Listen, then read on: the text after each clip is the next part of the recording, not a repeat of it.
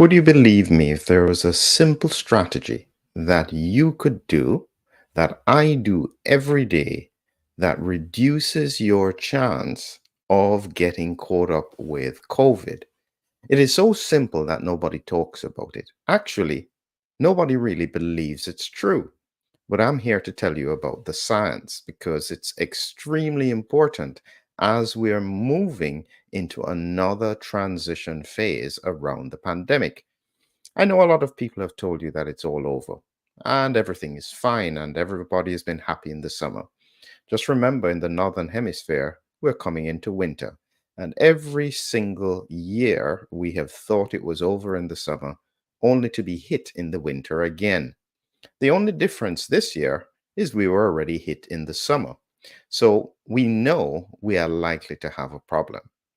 But here is the latest news, and this is what I want to keep you updated on. So, this is shared just a few hours ago from the BBC, and there is a new XEC COVID variant starting to spread. So, and this was done by Michelle Roberts, digital editor.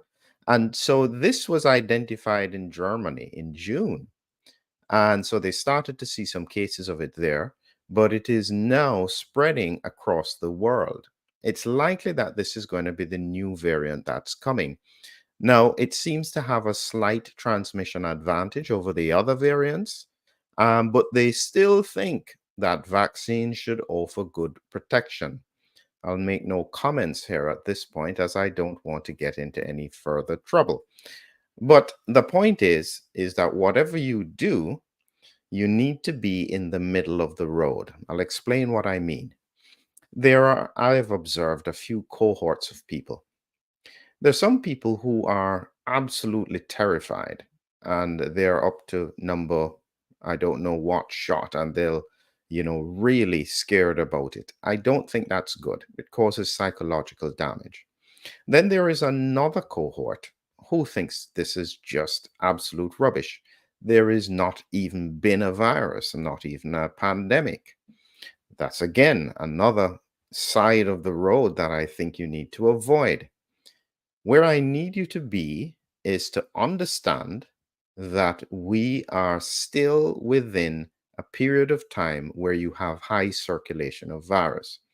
A lot of people say, well, the infection is mild. As I tell you, it's not about whether or not the infection is mild. It's about what it does to your body after you've had it. And so many people, I've been trying to see if I can raise awareness to companies as well. And you look at the numbers, the amount of companies that are struggling because employees are sick is unbelievable. You're talking about up to 18% of their workforce in some companies, and they just can't get them better. And that's because they underestimate the impact that COVID can have. And so, this is why I said you need to be savvy. You need to understand what's going on, and you need to try and think about ways that you can mitigate what is likely to happen. And if you don't believe it for you, at least do it for your family members, because I'm telling you that this condition in the context of the elderly, goodness gracious, if you are young, fit, and healthy with a good immune system, fine. Maybe you won't be as severely affected. But an elderly person with comorbidities, don't underestimate what it can do. Here is the principle, and this is what will help you to understand why you see a difference between different groups. The virus can't penetrate the mucosal barrier if it's well up to date with regards to especially natural immunity. It's very difficult. And the mucosal barrier is like a skin on the inside of the airways because it has a very sophisticated immune system. That's why I have this black line here with IgA antibodies. Very difficult for the virus to penetrate that in somebody who has good natural immunity. However, what you have to be aware of, because immunity fluctuates, if the virus penetrates that barrier and gets into the systemic immunity, that's where it gets into the lymph nodes and the bloodstream and starts circulating. That's where, from my autoimmune research, we need to be very, very worried because it can trigger autoimmune responses, and it doesn't matter who it is. Now, I do agree that largely my concern has been in the vaccinated cohorts, that this is a higher risk for them, but it's still a risk for everyone. The challenge is to not get the virus into the bloodstream. And that's where I'm trying to educate people. Every strategy you can do to reduce that risk will protect you and protect your loved ones. And so today I'm talking again about nitric oxide because without an understanding of this very, very simple principle, it's so easy to do. There really is no excuse for people not to understand the science. So here is essentially what we've put together. This is the ebook that we've done, and you'll find it in the description. I've put it in one of the Learn World courses. So you have a whole course on nitric oxide, which I'll show you. Now, this is essentially telling you about nitric oxide and the sinuses. It's a gas and your body needs it. This is what also is used in terms of on in terms of Viagra. Viagra has an impact on nitric oxide. This is why it helps with erections and so on. So it's very important with blood flow and so on. It's in collaboration with Lumientia. So this we've done some time ago and done a book on humming heroes. But this short ebook, it's not very long. It's just giving you some basic principles about nitric oxide and the sinuses, critically the importance of humming and how it boosts nitric oxide production. Now, as I said before, if you are not particularly worried yourself, you need to educate other people so that they understand what is going on because it is of value to everyone.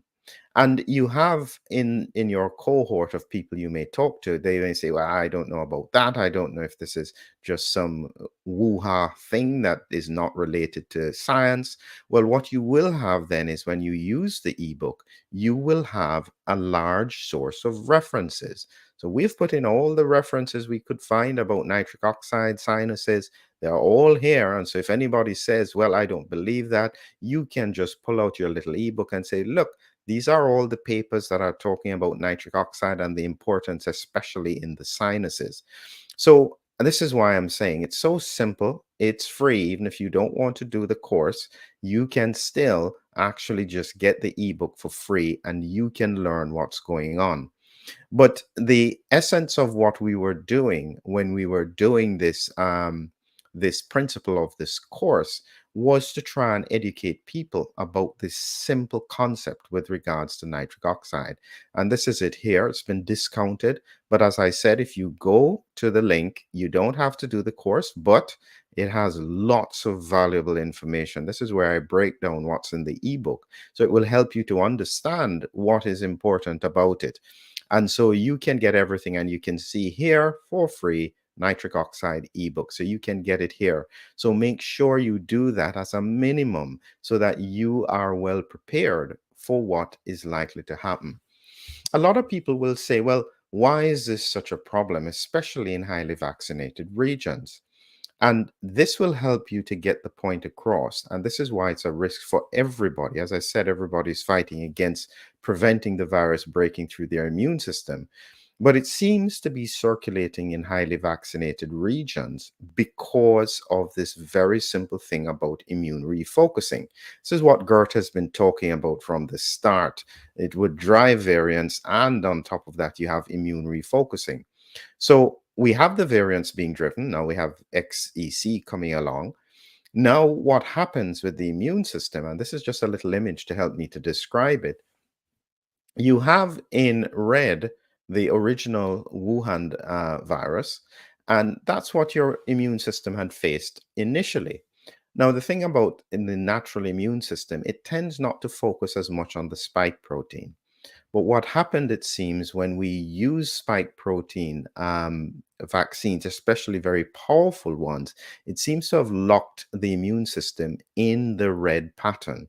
So the immune system will recognize the lady in orange red, but not the one in blue, purple, or even a yellow one or a green one. And so you have the immune system, which is just looking for the red haired woman. And that's what we call immune refocusing. And so every time a new variant comes along, it's very difficult for the immune system to be able to cope with the transition. And this virus is very sophisticated at hiding from the immune system. So when you layer that into it, you then have a situation where it is very difficult to prevent the virus breaking through the mucosal immunity. And it's such an important principle. Just remember what it looks like. And I'll show you again. So because of that immune refocusing, it increases the probability that the virus here can break through the mucosal barrier and then get into the bloodstream here.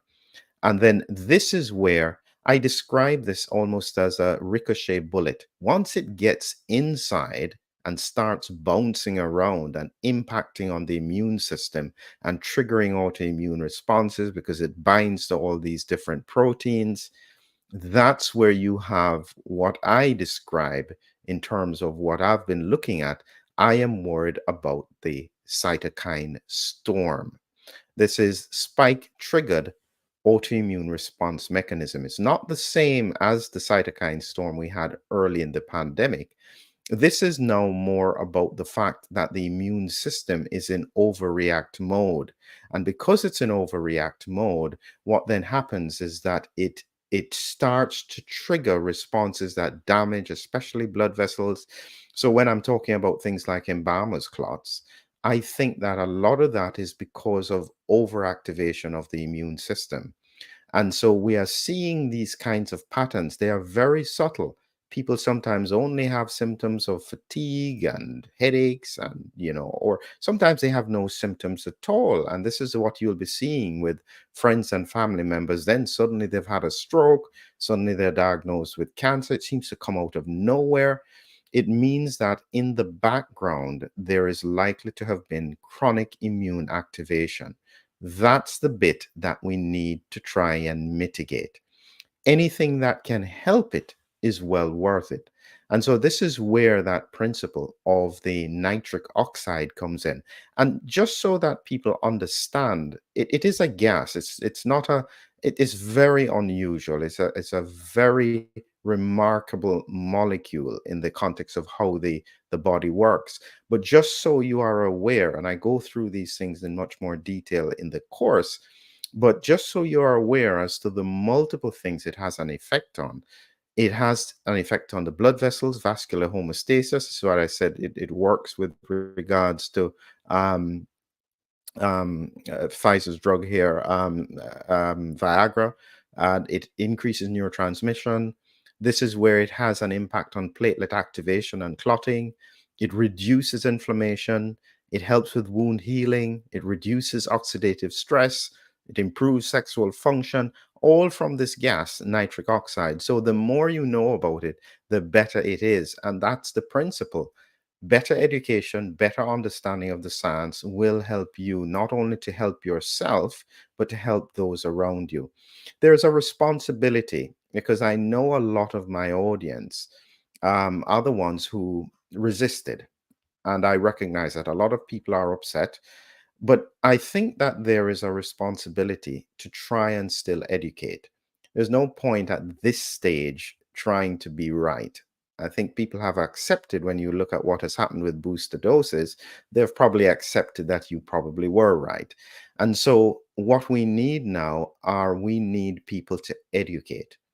And so your job is not to overload people, but just to help them to understand the science.